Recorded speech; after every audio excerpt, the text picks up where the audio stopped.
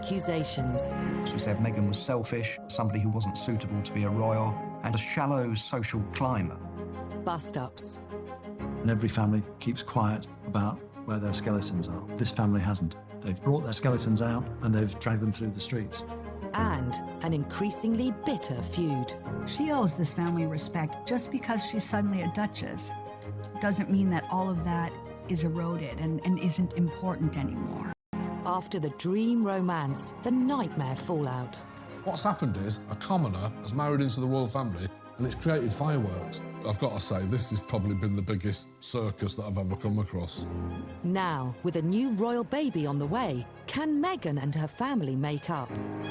The baby has a grandfather who he or she is in danger of never meeting. And if there's any chance of reconciliation there, I think all parties should be trying to grasp it. Hi, Mr. Thomas. Will Harry finally get to meet his father-in-law? For them not to have met each other seems quite absurd. And after all the rows, insults and embarrassments, can the Windsors ever be friends with the Markles? At the time, I know that they were kind of tearing their hair out. What on earth do we do with this family? If it's embarrassing to the British royal family, it's more embarrassing to us.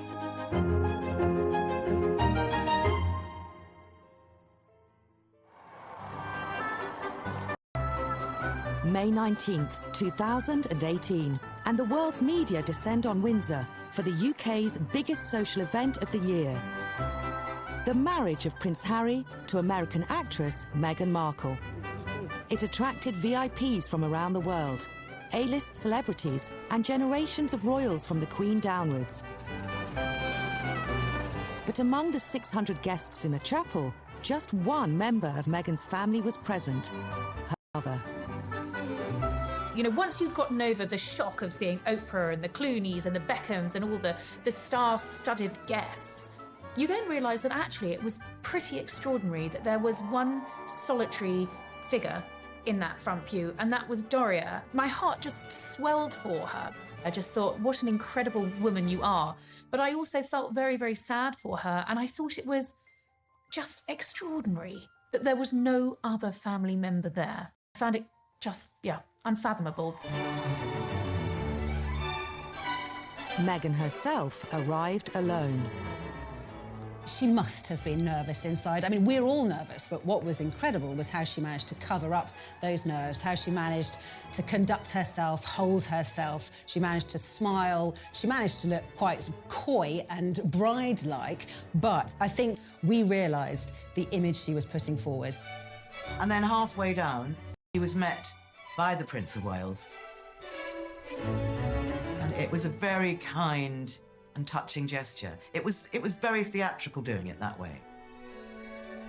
I don't think Charles filled in any sense in the emotional support. I think it was more of a practical walking up the aisle. Someone had to walk her up the aisle. He was doing something, stepping into a situation where it should have been her father.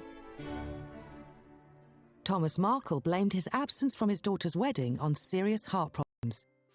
He's since recovered, but their relationship has not. I think as far as Meghan is concerned, it was unforgivable that her father wasn't at her wedding day.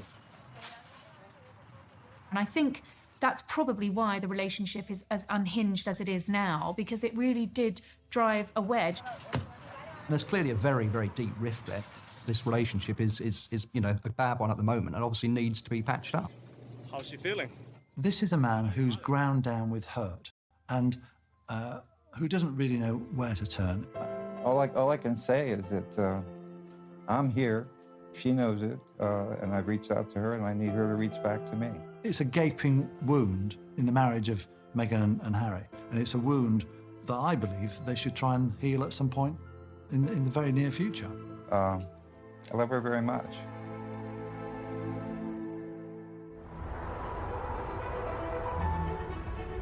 The public split between father and daughter was as quick as it was surprising. Ever since achieving fame, Meghan had gone out of her way to praise her upbringing in Los Angeles. You know, at the end of the day, I'm really just proud of who I am and where I come from. She had a very happy childhood. Both of her parents were very committed to her, to them as a family unit, and so she herself paints a picture of a pretty happy childhood. And actually, if you talk to members of Meghan's family, they will tell you that Doria and Thomas did everything they possibly could to support their daughter. I think our dad was very integral in her imagination, her development. He was very funny and creative. They were very, very close. I would say, you know, not more so than her mom was, but in different ways, maternal and paternal ways. But my dad has a fantastic sense of humor, so he could easily make her laugh and get involved in stories and playtime in a very theatrical way. I mean, I won't say she didn't have it in herself naturally, but I think it's largely my dad who encouraged her to explore creativity and being an actress. As well as offering his advice and encouragement, Thomas Markles, a lighting director in Hollywood. And following a win on the state lottery, he ensured his youngest daughter had the best education possible. Meghan went to some of the most expensive schools on the planet. She went to the Little Red Schoolhouse, which was attended by all kinds of celebrities like Johnny Depp's kids. She went to Immaculate Heart, a Catholic school, again, quite an expensive school. And then finally she ended up at Northwestern University, one of the most expensive colleges in America, if not the world. It's something like $70,000 a year to go there. Meg was fast-tracked from being in really good schools. My dad was happy to be able to give her that in her life, to give her that advantage, and so proud of it. And I felt that that was special of him, and he never wanted anything back. He just wanted to see her blossom. After graduating from college, Meghan began a new role as a struggling Hollywood actress. For almost a decade, she auditioned for bit parts in movies, ads, and game shows, until getting her big break in the TV legal drama Suits. Her mother and father had backed her throughout it all. Let's not forget that Meghan, for 10 years of her budding career as an actress, was something of a failure. And you know, she was kind of at 30, over the hill, just about, in Hollywood terms, when she got this gig in Suits. But the fact that she kept on going on, the fact that she went to all these rehearsals and auditions, and without the prospect of work, showed, you know, that kind of determination that her father had imbued in her, and that has propelled her to where she is today. By 2016, Meghan was an international star, with a TV series screened around the world, an army of fans, hundreds of thousands of followers on social media accounts, and her own successful lifestyle website. In June that year, to celebrate Father's Day, she posted a touching tribute to her dad on social media. In it, she thanked him for everything he had done for her. But 2.5 years on, such messages are a thing of the past. Coming up, how her acceptance into the Windsors sparked a war with the Markles. Prince Harry revealed that it had been a wonderful Christmas and that it had been a chance for Meghan to be with a big family. It's the family that I suppose she's never had. I remember listening to that comment and thinking, oh, you're going to ruffle some feathers here. That really lit the blue touch paper as far as the rest of her Markle background.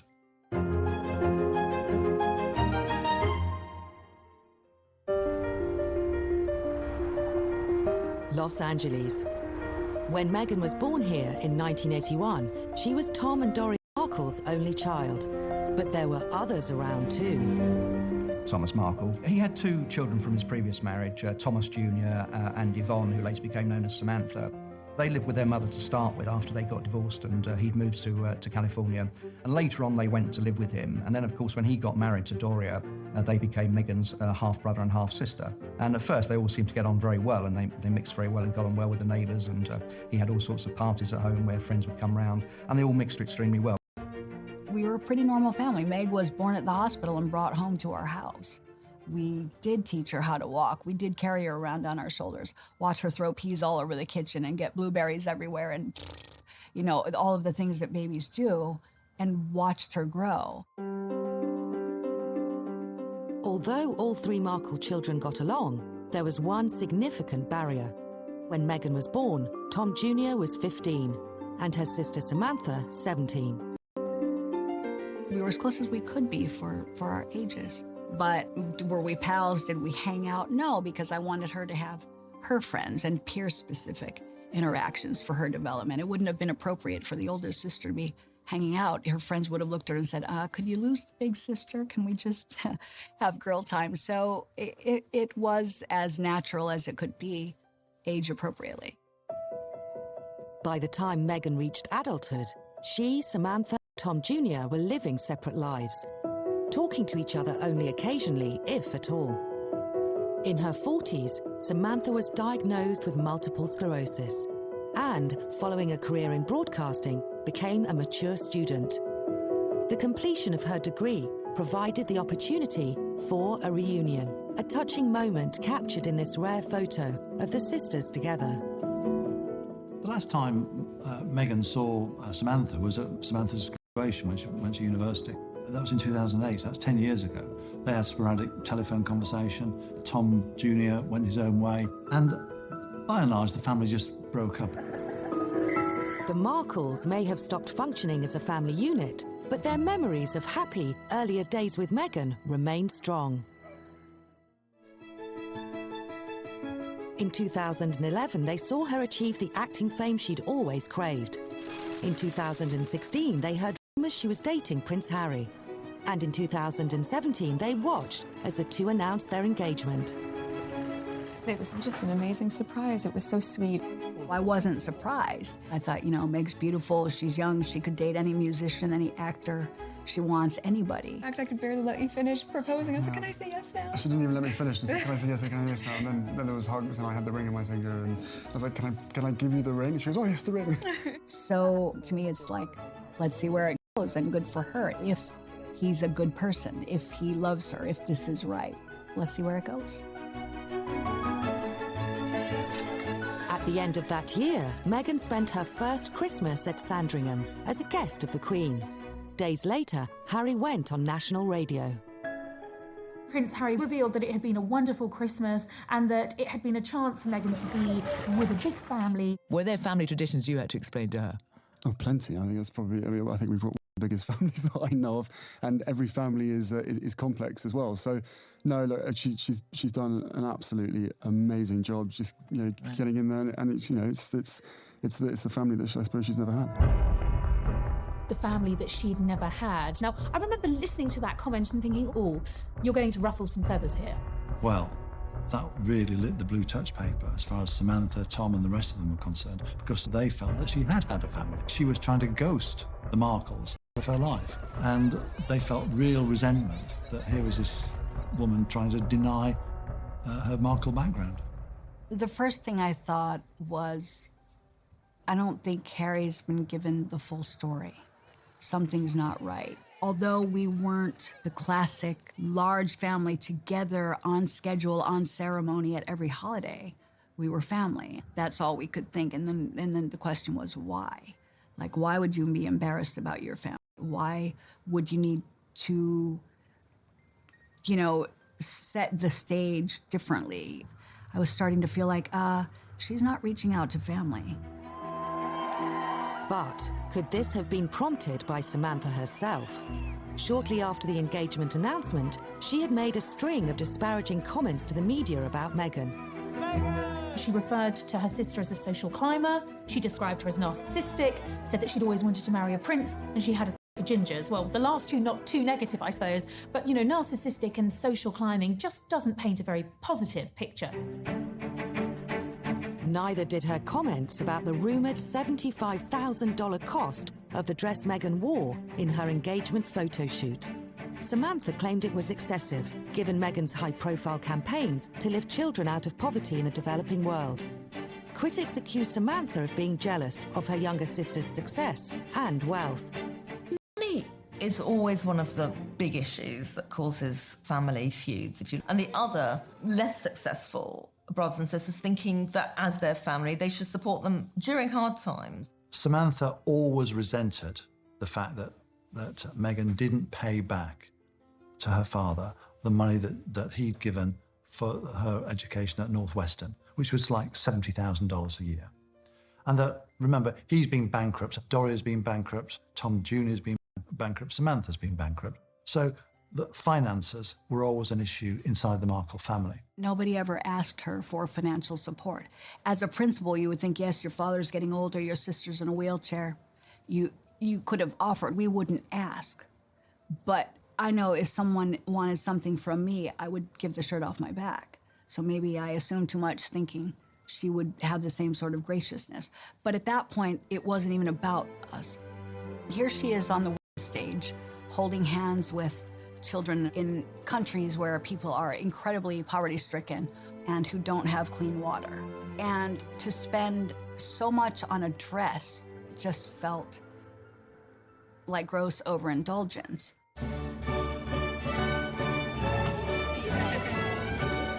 In the midst of this criticism, Meghan had a wedding to plan, but the guest list was causing more family friction.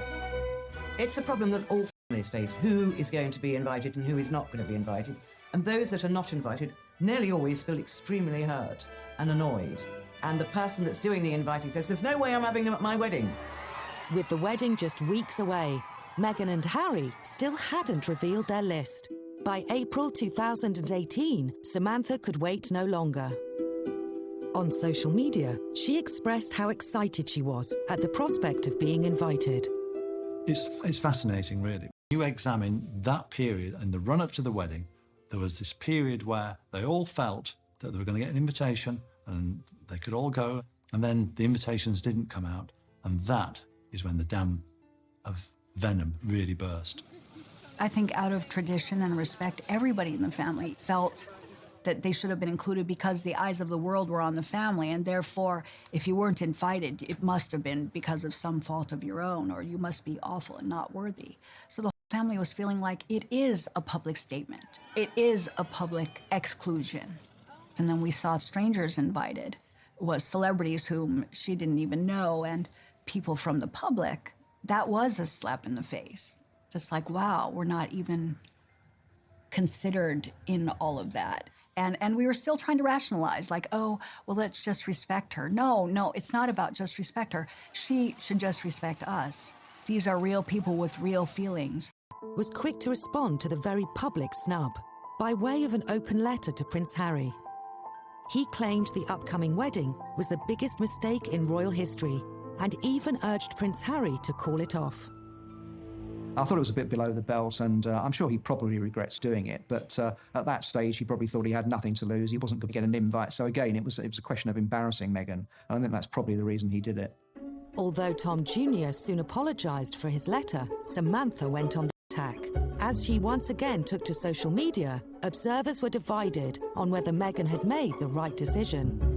I don't think Samantha Markle could seriously have expected an invite to the wedding after what she'd done with her tweets. And clearly, Meghan made a decision fairly early on not to invite her. And if she's not inviting her, it was very difficult then to invite her half-brother. So I think it was a non-starter. I've always felt that that if Meghan had sent invitations to Samantha and Tom Jr., we would not be sitting here today. She should have just said, come to my wedding, and here's a couple of seats at the back. Shut up and sign a non-disclosure agreement. They would have been very happy to being very quiet and enjoyed the day. Did you wish to commentate about the fact that they saying that... One family member who was supposed to be there was Meghan's father. After a successful TV career, Thomas Markle was living in quiet retirement in Mexico. His daughter's wedding was less than a month away. But, to the surprise of many, she still hadn't introduced him to her future husband. He's talked to my dad a few times, hasn't been able to meet him just yet. They announced their engagement in November. They didn't get married until May, so there was plenty of time for the two of them who'd busied their diaries, going around the country in the UK and doing a mini tour, which is brilliant, to go and meet the people of Great Britain. Fantastic. But also go and meet your father-in-law. Hi, Mr. Thomas. How are you? According to friends of Meghan, she did offer her father support, but he refused it.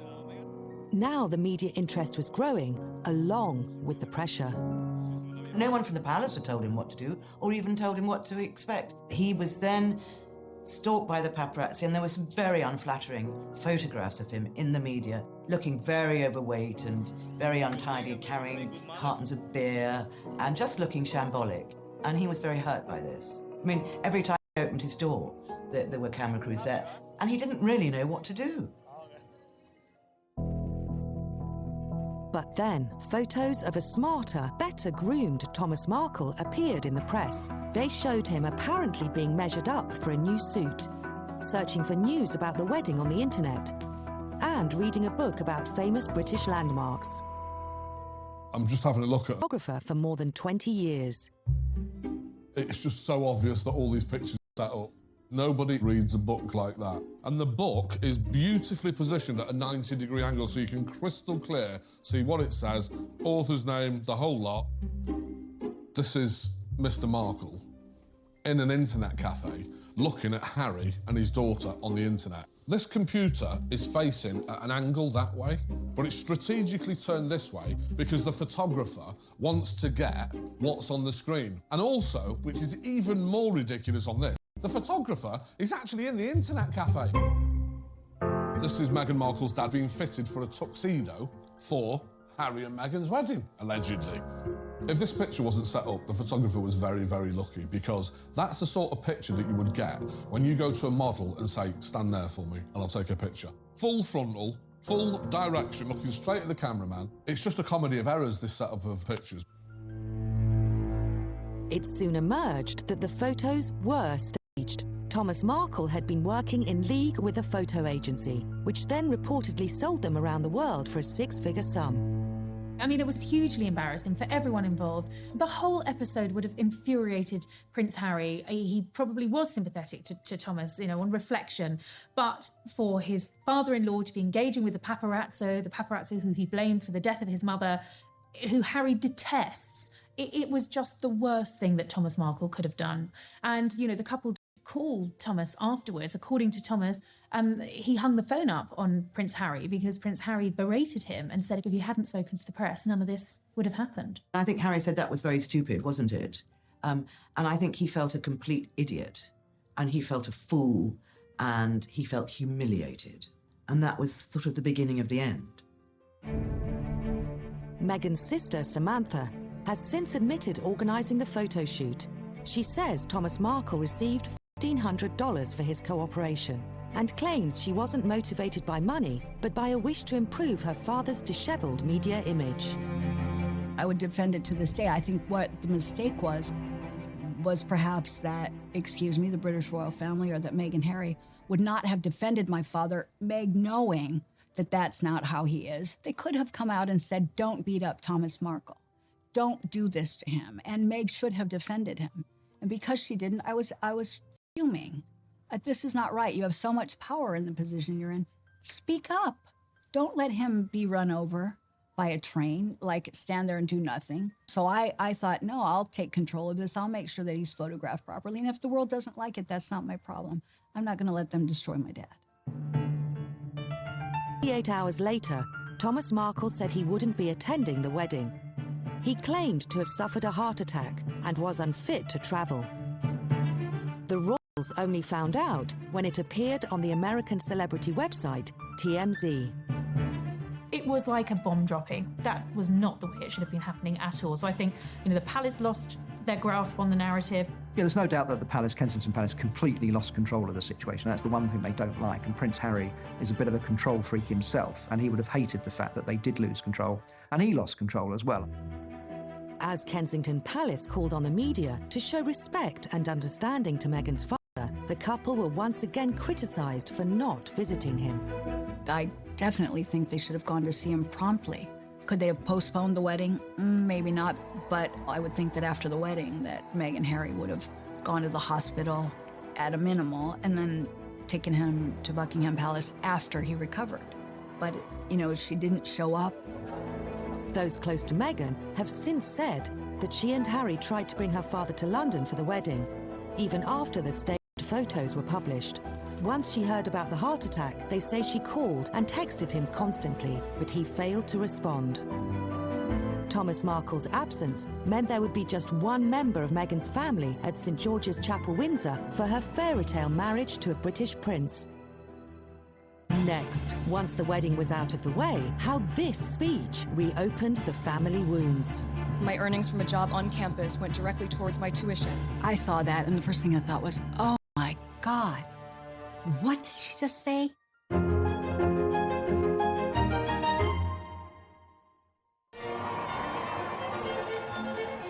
Tradition is at the heart of the royal family. And for hundreds of years, choosing a partner was no exception. In previous centuries, royals always married royals. So they would look for a suitable princess from a European house. And it's really only in this century that the royal family have married out, if you like, and married what we call commoners. The ability to marry outside the blue blood ranks has given the royals the same freedom as others, but also the same problems. And in recent times, none have been as problematic as the Markles. According to Meghan's friends, she was not close to half-sister Samantha or half-brother Tom Jr., and neither were a part of her life before she met Harry. The problem for Meghan has been that the Markles aren't prepared to cut her loose the way that she has cut them loose. And unfortunately for Meghan, they show no signs of going away. Most focus social media posts and media interviews, often in exchange for money. Let's face it, we all have to survive. Money makes the world go round. So if you want to call that cashing in, that's fine. But no one in media would refuse a check for talking about the royals. Samantha now has the status of an official pest.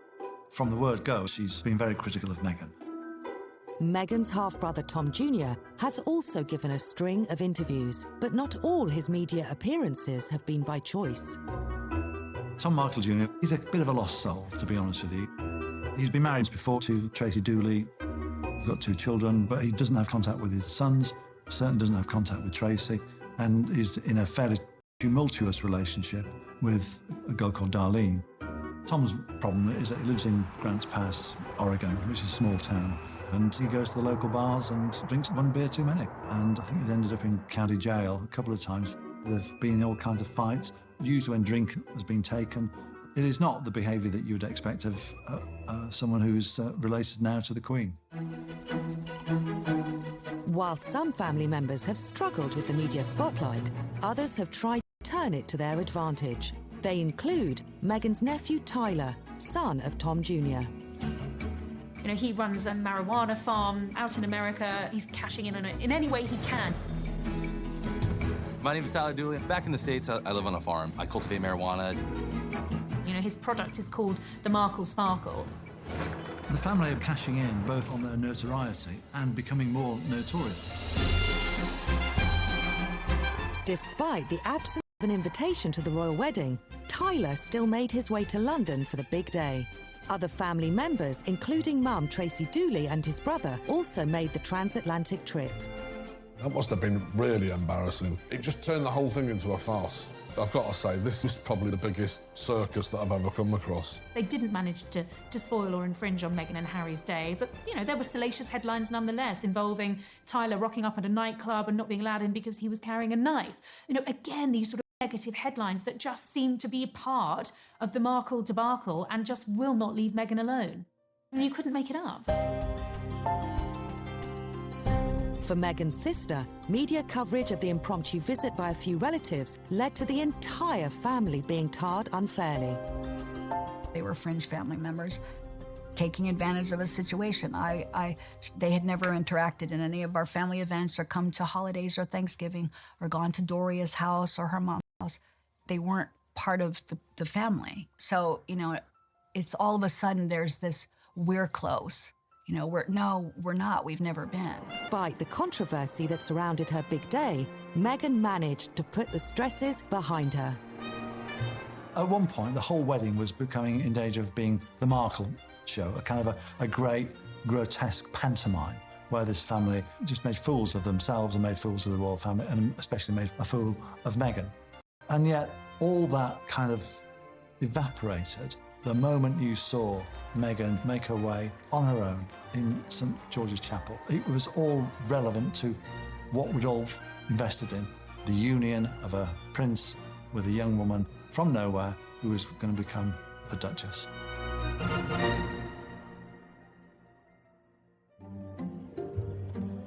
With the wedding and honeymoon over, Meghan began her new life as the Duchess of Sussex. In October 2018, she and Harry made their first official trip, a 16-day tour of Australia and the South Pacific Islands. You saw them travelling the globe, intense timetable and schedule that they were sticking to, more walkabouts that were considered a triumph as far as Meghan was concerned, showing her warmth, showing her popularity, and then, of course, the baby announcement. It went through the roof, and we had Meghan Mania Mark II. For a while at least, Meghan's family troubles seemed behind her. But then, a speech to students on the island of Fiji reignited it. As a university graduate, I know the personal feeling of pride and excitement that comes with attending university. She wrote her own speeches, and one of which was on education. And she talked about how she got grants, she'd worked herself in order to pay the fees to go to college. It was through scholarships, financial aid programs, and work study, where my earnings from a job on campus went directly towards my tuition, that I was able to attend university. Not one mention, of course, about her father, who had also stumped up a considerable amount of cash to send her to university.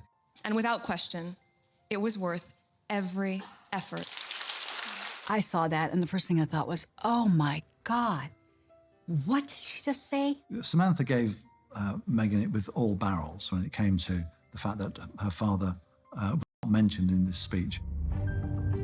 In a series of tweets, Samantha attacked Meghan and her speech.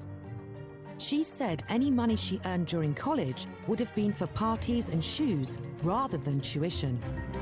I do think that Samantha Markle has got a point, but she's just so unpleasant. I don't see why she feels she's gaining ground by being so unpleasant and telling us things that possibly are true, but we don't really need to know them. The bottom line is, because you're prestigious, you can't get away with just treating people how you want. And there's nobody can tell me through university graduation. Not a check missed, his signature on all of them. Every second of the way was because of my dad. And that she knowingly, now this is, there's no senility involved. This is not a memory lapse. This was blatant disregard and disrespect and cruelty. Unbelievable. As 2018 drew to a close, relations between Meghan and her family seemed to have hit rock bottom, but they were about to deteriorate further. Coming up, Samantha responds for the first time to the letter that's plunged the Markles into fresh crisis. Broken heart? She doesn't have a heart.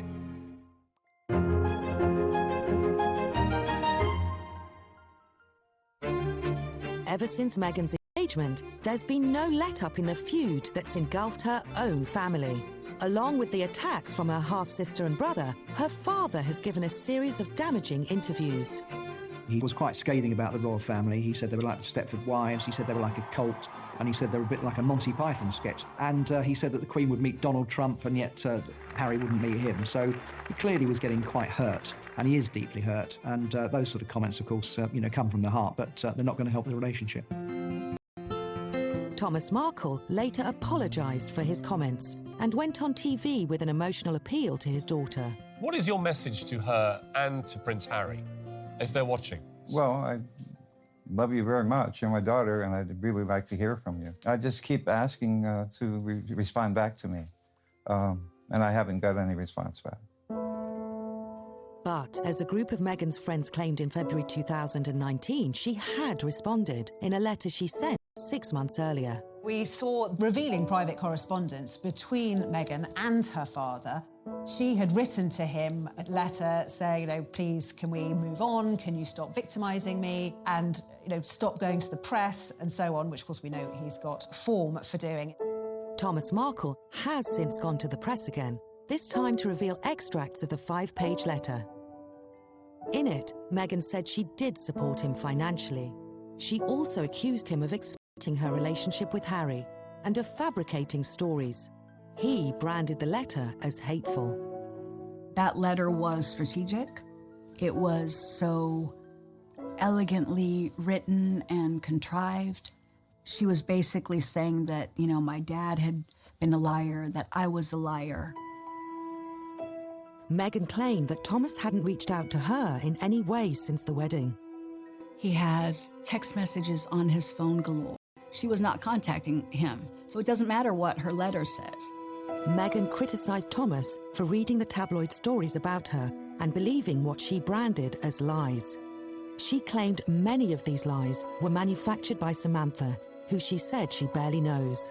There are a lifespan of pictures and experiences together, so maybe it's convenient for her that in her mind she doesn't know us because she doesn't want to, because she wants center stage as being a self-made woman. She accused her father of doing nothing as Samantha spread false stories about her. I wasn't maliciously lying. I was pointing out what the world was already seeing. I pointed out that humanitarians don't treat their father coldly. Was that a lie? No, because the world watched it happen to my dad, and the world watched her do it.